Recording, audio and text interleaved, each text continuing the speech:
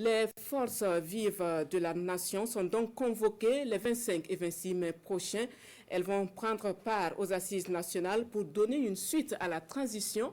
La date vient d'être révélée. Vous venez d'ailleurs de prendre connaissance du contenu du communiqué. Le gouvernement précise le chemin et le niveau de préparation de ces assises. Gérard Sommet et Tanga Kafando pour les précisions. Le 26 avril dernier, les députés de l'Assemblée législative de transition ont adopté la loi portant organisation des assises nationales. Cette loi donne quitus au gouvernement de convoquer les forces vives de la nation à l'effet de donner suite à la transition.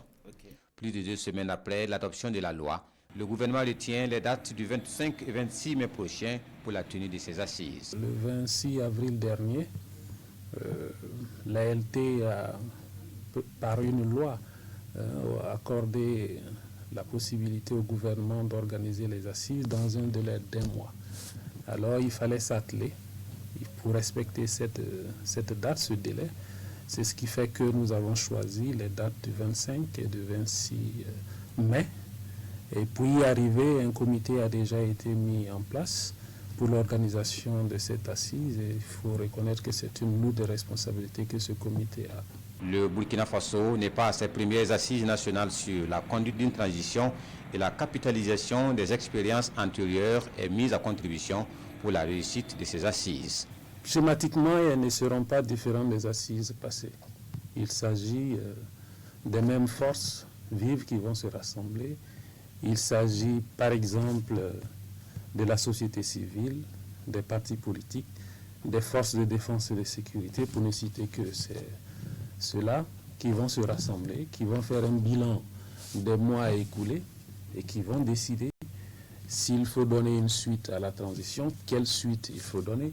Ce sera à elles de décider de façon souveraine. Il faut dire qu'elles ont la possibilité non seulement d'apporter, s'il y a lieu, des modificatifs à la charte, afin de définir un contour de la marche du pays après le 2 juillet, date, on va dire, butoir de la transition en cours. Elles ont la possibilité de faire d'autres types d'amendements pour une amélioration de la future marche de notre pays. Beaucoup de citoyens burkinabés se posent la question de savoir pourquoi organiser des assises alors que la suite de la transition pouvait être réglée à l'ALT. Le ministre évoque une question de forme et de légitimité. Il faut dire qu'il y a un parallélisme des formes à respecter.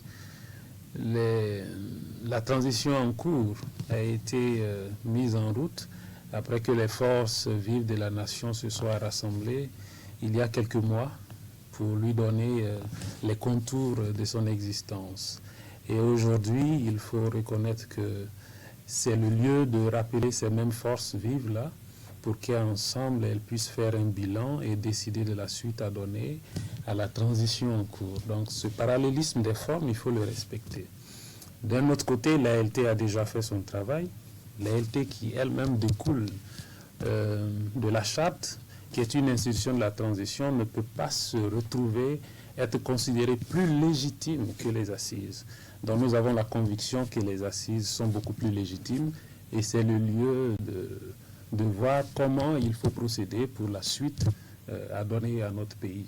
Selon la charte en vigueur, la transition arrive à échéance le 1er juillet 2024 et les assises des 25 et 26 mai prochains permettront de donner suite à la transition.